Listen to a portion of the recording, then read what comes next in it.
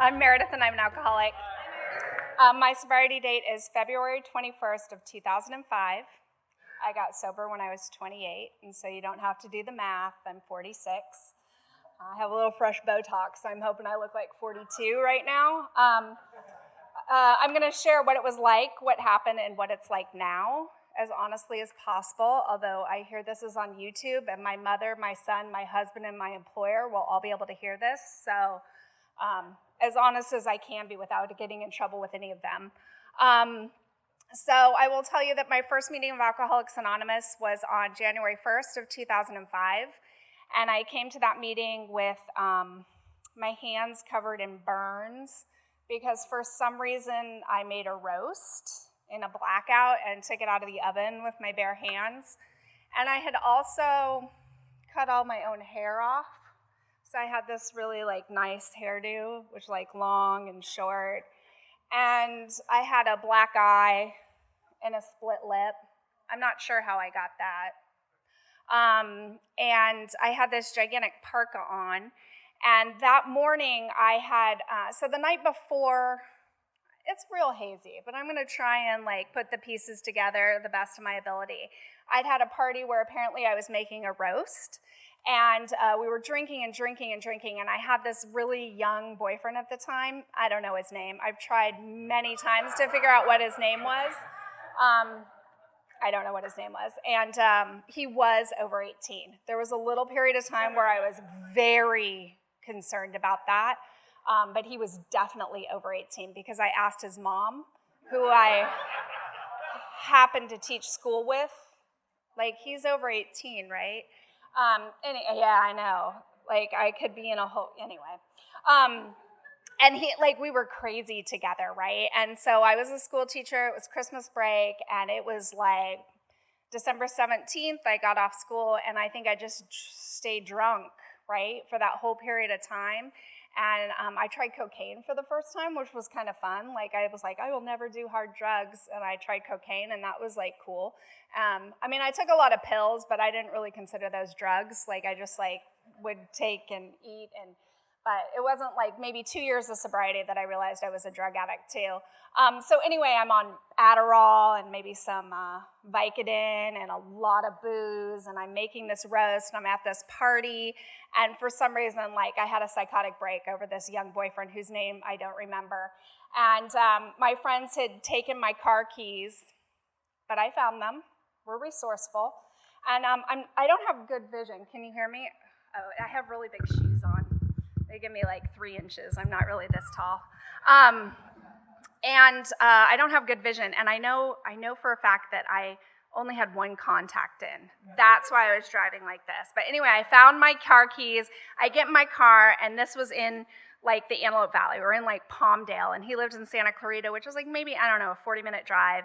And at some point in the night, I find my keys, and I take off.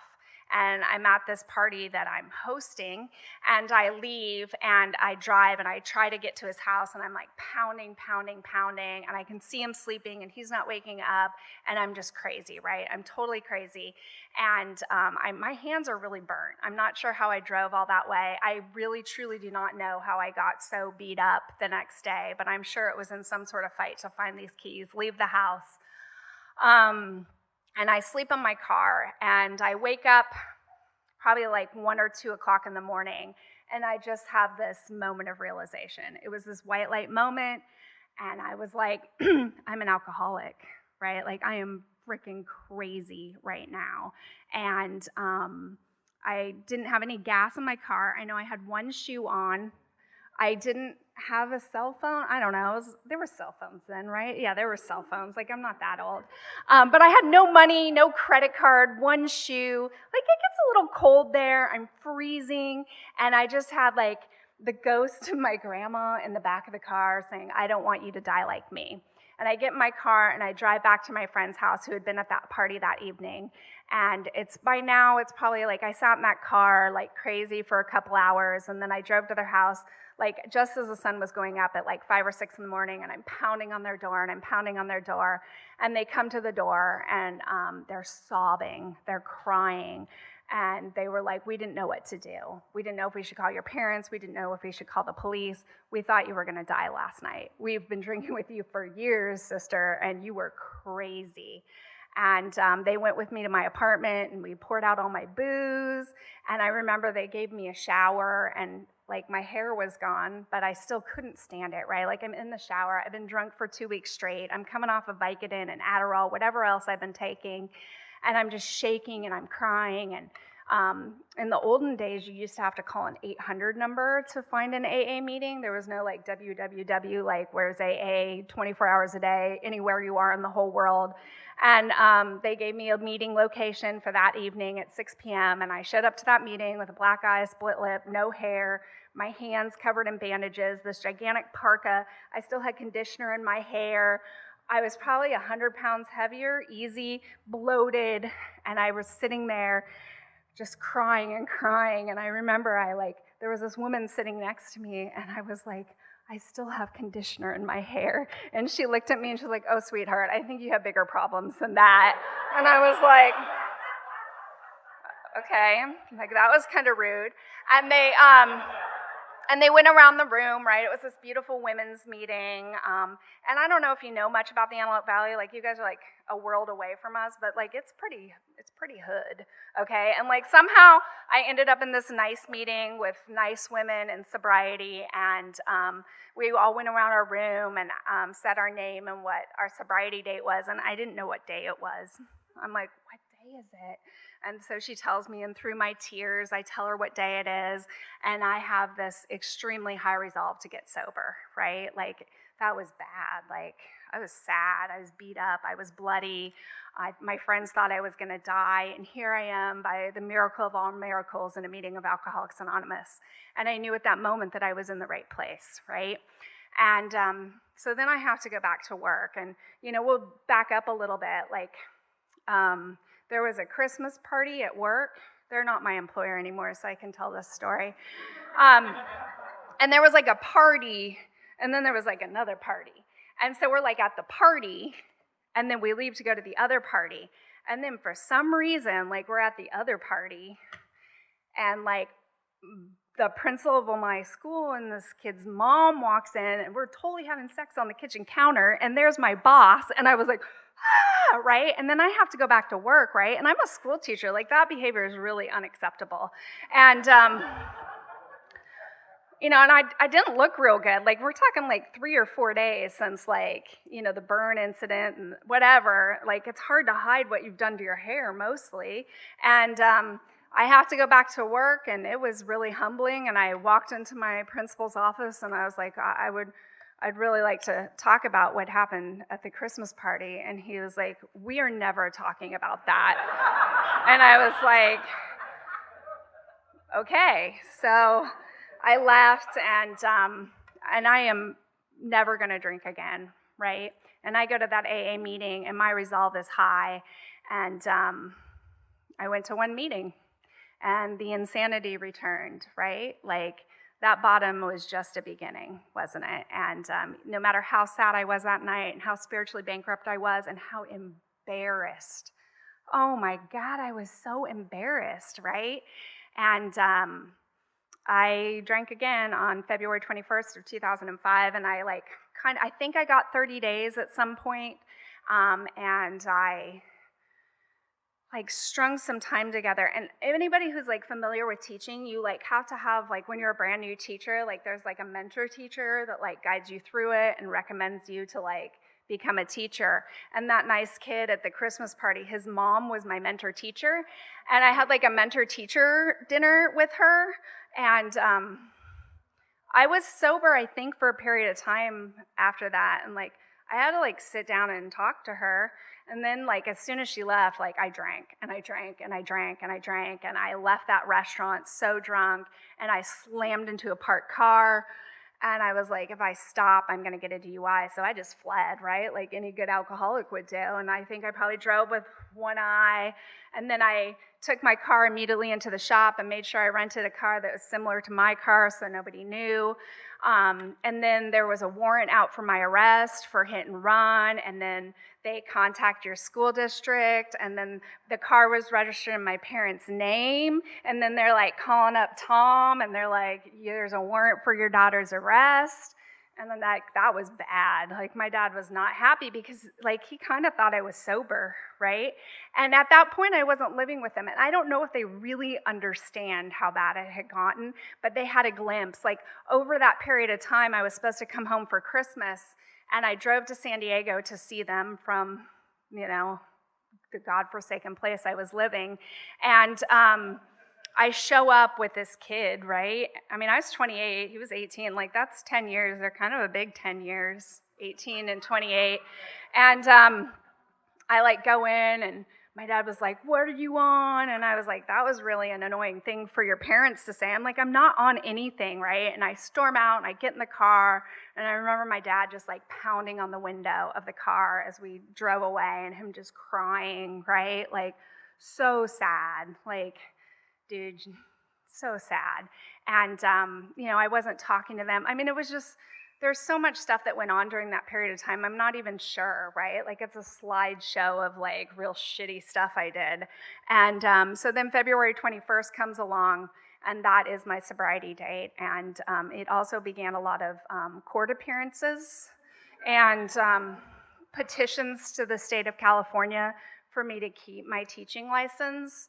And, then there's my mentor teacher who had to approve me to become a teacher.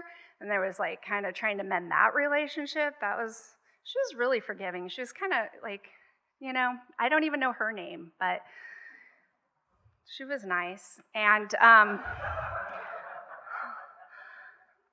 so this whole time I'm, like, trying to teach school, right? And I don't know, I hope all of you have been through, like, early sobriety with more grace than I did, but I was super sick, and I had really bad diarrhea, like, the whole time. And so I was, like, in this classroom, and I taught middle school, and, like, there was no telephone in my classroom, there was no computer in my classroom, and I would have to, like, line the kids up when I'd be like, oh my God, I'm so sick. And I'd be like, okay, get in line, and they would get in line, and I would line them up outside the bathroom because I was so sick. And, like, that's really kind of embarrassing, and they were, like, kind of nice about it. Like, I don't know why, like, they were not, like, and I remember one time being in the bathroom and being so sick and hearing, and the principal being like, where's your teacher? And the kids being like, yeah, she doesn't feel good. She's in there. And, like, that's super embarrassing, right? Like, you've got, like, 30 kids standing outside of the bathroom where you have, like, maybe loud diarrhea. I don't know. But, like, I was so sick. And I would, like, sit in that classroom, and I would read the big book of Alcoholics Anonymous, and it would say things like, some people are so sick they should be in the hospital. And I'm like, oh my God, I need to be in the hospital. Like, I'm so sick, right? Like, and I was just crazy. And during those first 30 days of sobriety, like, I really wanted to sleep. Like, all I wanted to sleep. And it was, like, kind of like that end of my drinking. Like, it wasn't like I was having, like, a good time. I mean, I know I tried to make roast for my friends, but really what I wanted was just complete oblivion, right? Like, my alcoholism had taken this turn where it was no longer a good time. It was no longer socially appropriate. I was beyond the point where I could control and enjoy my drinking. And then in sobriety, like, I was just really shocked at, like, how bad it sucked. And I was like, I quit drinking. Like, I'm an alcoholic. I'm going to AA. Like, I kind of want to be better.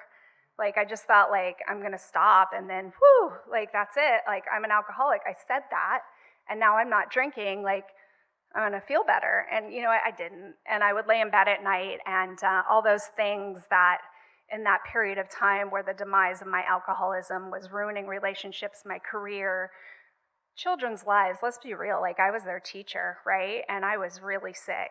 And that was a good 6 months that I was their teacher in the classroom. And I had just moved from San Diego to, like, the godforsaken desert. And I would drive to San Diego for the weekend and party. And then I didn't want to be late to work. So I'd, like, sleep out in front of the school and, like, kind of comb my hair and go in and teach all day. And that was before I got sober. And then after I got sober, there was the diarrhea, and that's not cool.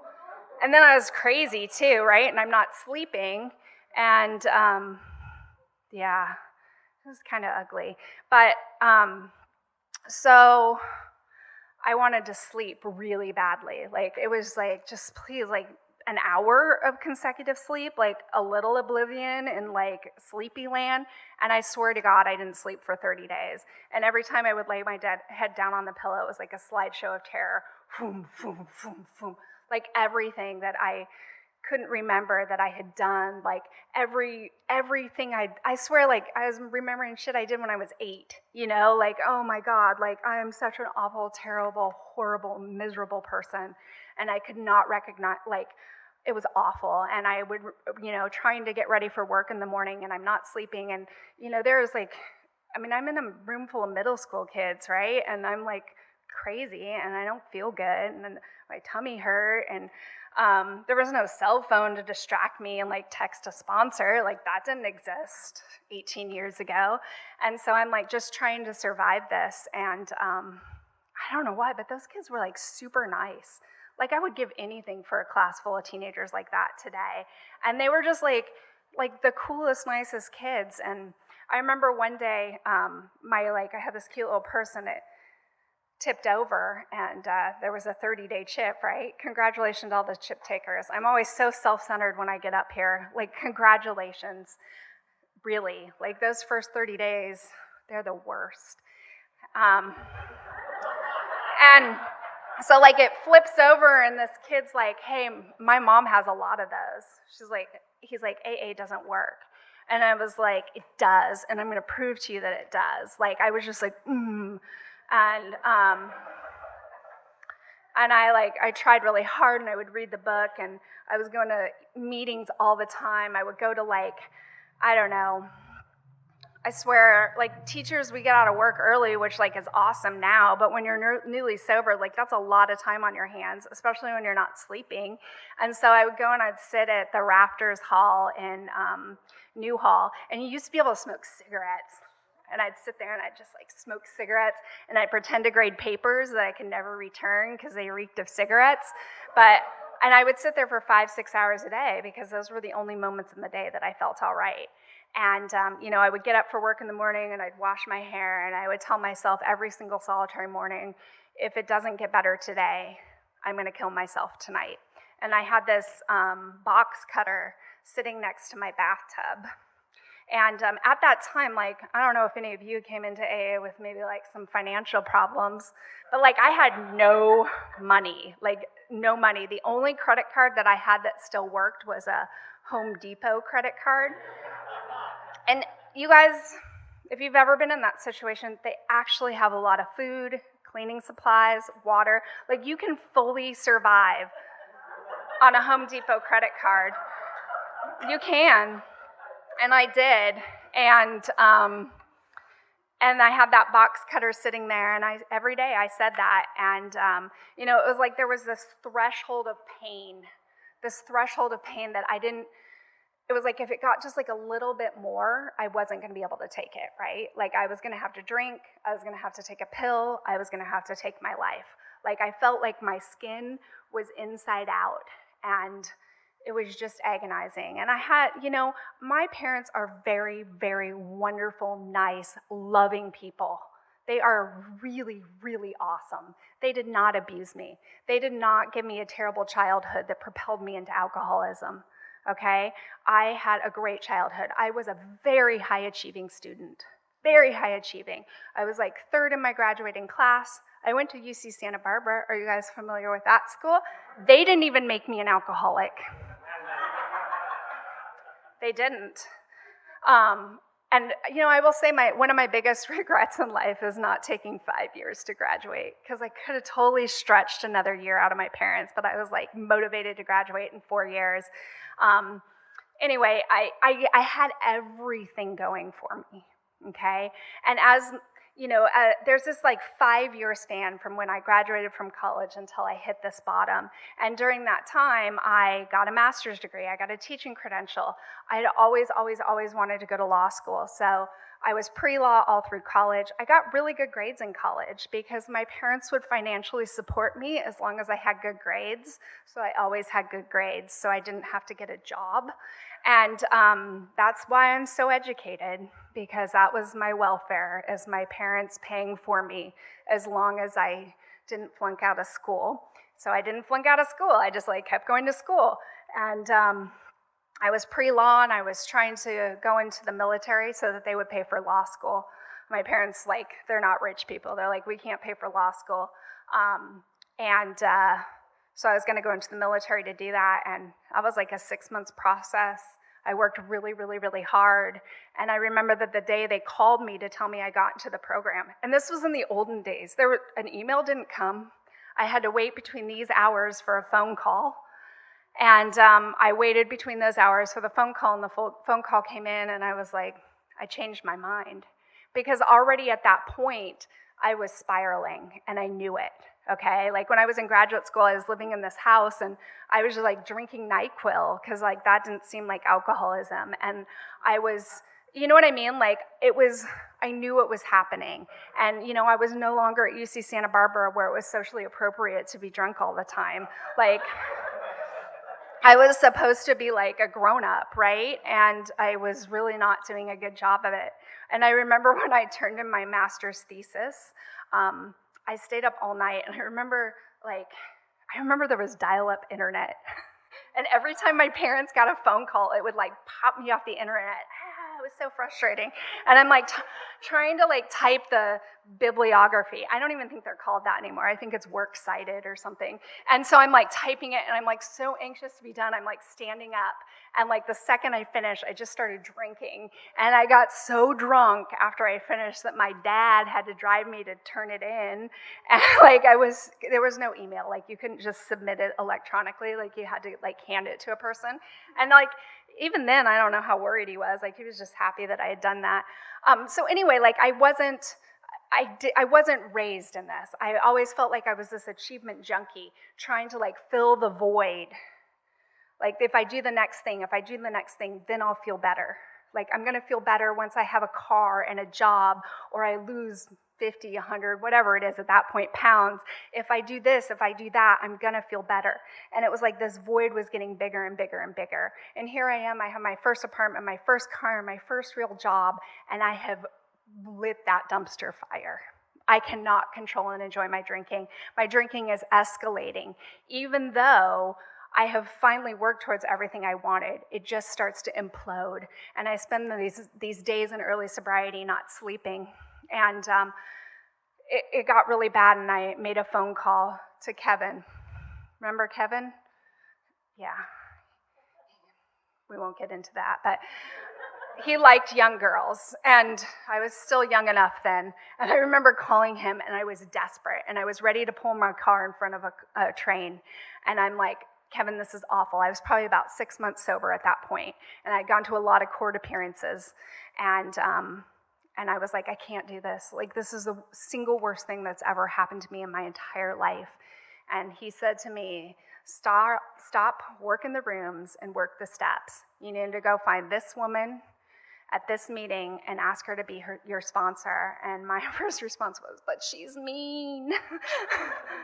And I met her at the meeting, and I sat down next to her shaking, and I said, will you be my sponsor? And she's like, yes, but that's my husband's chair. You need to move. And I was like, okay. And I went and I met her, and I worked the steps. And it was that moment that I realized that the steps of Alcoholics Anonymous were not a punishment. Where are they? Are they over there? Over here?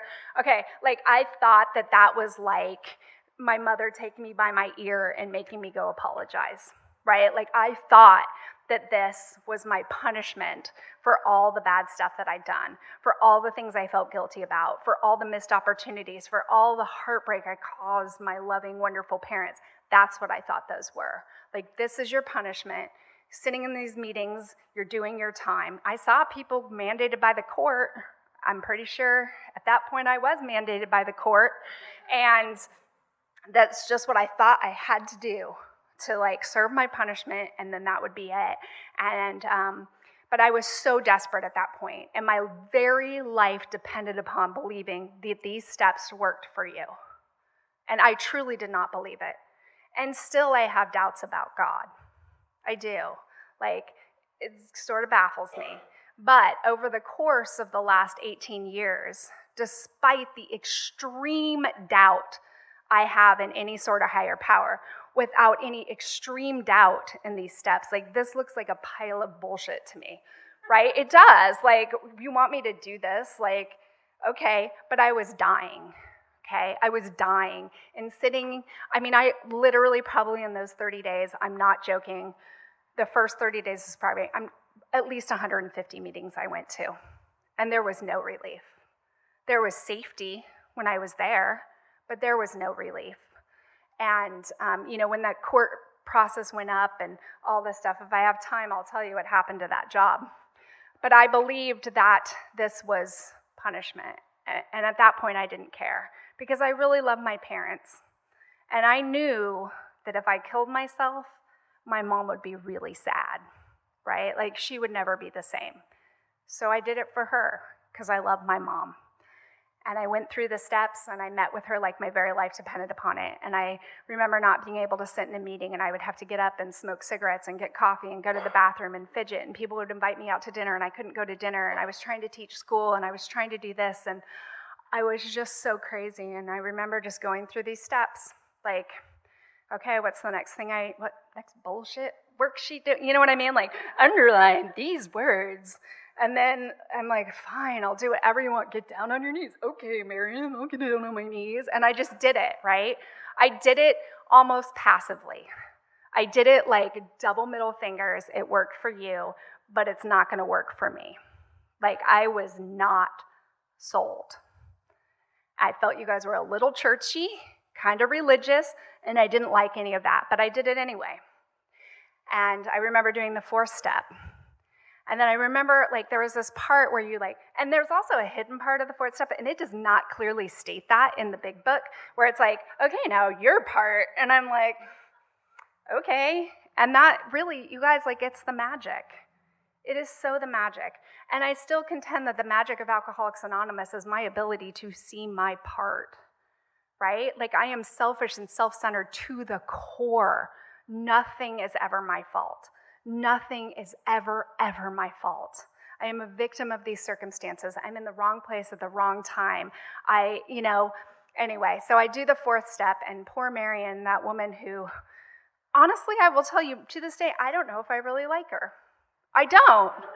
Like, she is not someone that I would want to, like, go walk on the beach with. Like, every time I see her, I'm kind of like, hi, Marion. Oh, you're still sober? I'm like, I am. Thanks. And she saved my life, right? Like, I did not have to like her. And she may not have liked me. I was saved by a complete stranger that I didn't even like, who did not like me, who had such a magnificent command of the big book of Alcoholics Anonymous that despite her personal feelings and my hesitation and my double middle fingers every time we met, saved my life. She saved my life because despite what my head was telling me, I had enough desperation in me that I did exactly what she told me to do. So despite all that, I did my 4th step with her. No, I did my 5th step with her. And I remember that, and I remember going home, and like, you're supposed to sit quietly for an hour, right? And I'm like, F you, like, I have not sat quietly for an hour in a year and a half. Like, I can't even sit through a meeting, and you need me to be quiet for an hour? Like, I'm gonna go run 10 miles, I'm gonna wash my car, I'm gonna scrub the baseboards. Like, I can't lay for an hour with my crazy, like so much crazy. And I remember sitting quietly for an hour and said, it was like a timer, because there was no timer on my phone, because it was a long time ago, and there wasn't like the digital, maybe it was my microwave timer. And I sat for an hour, and I remember this, like, I feel hokey even saying it, just like the tingles and the power, and like, holy shit, it worked. Like, it worked. Like, here is the sunlight of the Spirit gushing into me. And I swear to God, I slept for the first night for like 10 hours that night. And then the next day I went right back to being crazy.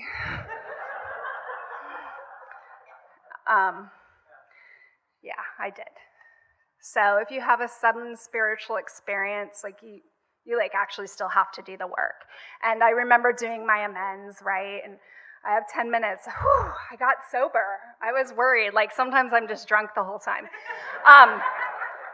So it's like Thanksgiving, right? Remember like my poor dad pounding on the window, crying. And then I'm like, I don't know, a year sober, I don't know. It's all a blur. And my sponsor's like, you are going for Thanksgiving. And I'm like, I don't want to. I want to stay here. They're mean. Nah, nah, nah. She's like, you're going. And you're bringing your little note cards. Because at that point, we're down to 9. And she made me make note cards. Now, sometime, never, I think what they were. Like, I can do this one now. I don't remember what they were. I use a different system now. But her system was like, these are the never. These are the, you can do this right now. You need to do this soon, you know. And I had the do it now amends cards. And one of them was to drive. I had spent a night in like the drunk tank in San Diego. Another time I lost one of my shoes. And those police were so nice. Maybe it's because we were like 24 and cute and in like short dresses and no shoes. But I pulled over in San Diego to sleep because I realized I was so drunk. But my car was on, which I could have died, right? Like, don't you get, I don't know. Maybe if there's snow in the tailpipe. And it was in a red zone, and they just like took me to the drunk tank. And drunk tanks are kind of scary, but they're better than jail. And she's like, well, and I'm like, there was a fee. And she's like, well, go to that drunk tank and pay the fee. And I remember driving to downtown San Diego, and they put up Petco Park in that period of time.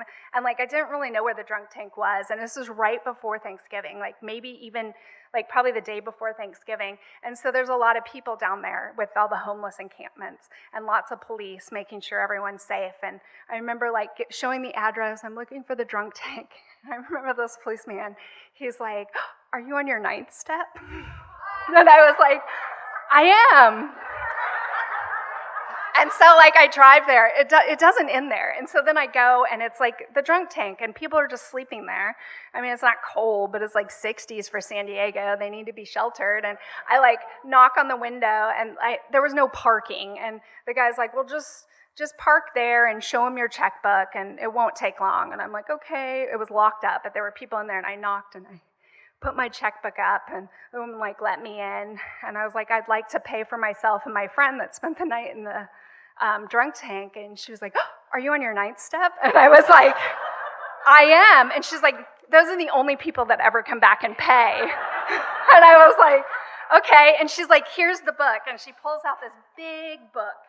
Boom. She's like, well, write down your name and your sobriety date. And I was like, and it was like this beautiful book of people who had paid and been sober. And then I had that one that I had to make an amends to my parents, right? And that was in the, not the now pile, right? It was in the, like one of these further piles because it was hard. Families are hard. And, you know, for some reason, after just paying $15, I had wings and a halo. And I was able to pull out that card for my parents, you know, a little sooner. And I called my sponsor before to make sure it was okay. And I went in and I was able to make that formal amends to my parents and pay them back $60,000. So that really helps the amends process if you owe money to send a check. I've heard these people talk from the podium about like paying their parents back and doing this and doing that. And like their parents always give them the money in the end. I kind of thought that was gonna happen. It didn't. But you know, they'll lend me money again, and that's a big deal. And you know, every check I wrote to them was like just a little piece of them understanding that I was okay, right? And I'm a parent now, and you know, I am very selfish and I am very self-centered, and I didn't know what kind of mom I'd be, right? Like, I'm selfish, right? And man, I really love that kid, you know? And I realize that I am only as happy as he is, you know? And it's only upon becoming a parent that I realized what I put my parents through, right? Like, they knew I was very, very sick and dying and suicidal and suffering and turning away opportunities and losing jobs and warrants out for my arrest. And, I didn't realize that. And, it's been a long time, but I'm 100% sure that they know I'm okay. And, sometimes my mom will call me now when she's having a bad day or she needs help with something. And I assure you that never happened before. If the phone rang, it was me and I needed something, and it usually required a direct deposit. It did. It was just, I needed their money, I needed their help, I needed all of this from them, and I had nothing, And now my mom, when I go to visit her, she has a list of things she needs me to do because she's almost 80 years old, and they're not the people they used to be. And I love them, and I will fight. I go there once a month without fail, and I do everything on that list that they need me to do. And that's my way of paying them back a little bit, right? And they're just super awesome, right? And aren't I lucky to have both of my parents still alive? Like, what a gift that is. And you know what? I was sponsor-directed to call my dad. My dad, he has a PhD from Stanford, and he goes to the grocery store and forgets what he's supposed to get, And it's hard. It's hard to watch, like, this man who I thought could be president deteriorate a little bit. Like, he still knows who I am enough to insult me, right? And I don't take it personally, Like, I love him so much. And it's just like, what a gift. What a gift to be free from all that resentment. And it's because I did these punishing steps with double middle fingers with a woman I didn't like and I didn't believe in and who I didn't want to spend time with, who saved my life. She saved my life. And, I'll get back to that school. So on March 15th of 2005, I got a pink slip from that school, and they fired me. And on that day, it was a costume day, and I was dressed like a Stepford wife. I don't know the circumstances of why that was my costume on that day. And they gave me my pink slip, and I was super sad, right? I have been sober for 3 weeks. I am not sleeping. I am fucking crazy, right? I'm still lining kids up so I don't poop in the classroom. And they gave me a pink slip, and it was on a Friday, and my life was over, right? Because every bit of hope I had that everything was going to be okay, that was it. That was what I was holding on to, is I still have my job. Now, they laid off other people. It wasn't personal, right? They didn't just fire me. And on that day, I got in my car, and this was the olden days where you couldn't do www, I need a job, let me apply for 10 with this one resume. And I went to the unemployment office where it was a student's mom that worked there. And I knocked on the door, or I didn't knock on the door, I just went in and she gave me this binder and she said, go to the Lancaster School District is right over there, just go and apply for a job. And I went over there. Now I'm 3 weeks sober, I'm crazy, I'm not sleeping, I don't believe in this program, I'm going to meetings because I don't know what else to do, and now I have lost my job. And at 4 o'clock, I show up at that office in a costume, you guys. I had a petticoat and a hat on and tears, I can't even talk. Maybe 4:15 I get there, and I'm I need a job application. Who does that? I did. And so she hands me this job application, and you guys, let me tell you the plans that are going through my head. I am desperate. I'm not going to a meeting. I am going to drink, or I am going to use that blade, right? Because I told myself that if it didn't get better that day, I was going to kill myself that night. And that night, it did not get better that day. It got exceedingly worse. And I go there, and she's like, okay, here's an application, but the job fair tomorrow is full. And I was like, oh, I didn't even know there was a job fair. And this woman, she was like, do you have a credential? And I'm like, yeah, I do. It's in this and this. And this woman from the back, she's like, wait. Someone just canceled for 11 a.m. tomorrow. Can you come in for an interview? And I was like, I can. And I did. And it was this 15-minute window where I showed up in this office in a costume, tear-stained, and was standing there. And I went to a job interview the next day, and they were like, do you... I was like, I have criminal charges pending. And they were like, are they against a child? And I was like, no. And they were like, you're hired. And I was like, okay. And I've now been at that job for a very long time. I'm chairperson of the leadership team. I'm department chair. I was teacher of the year. I haven't messed it up. Sorry. I'm sorry, YouTube. I haven't messed it up, right? Like, I did it. I was okay one day at a time. And then really quickly, my son just started a new school. And he's like, can I tell Mr. Rowland that you used to work with him? And I was like, dude, no. No. And he's like, but Mom, like, you guys worked at the same school at the same time. And all I can say is, honey, I was a different person then. Please, he will judge you differently if he thinks that that woman was your mother. So I'm done. I finished. Thank you guys for letting me share.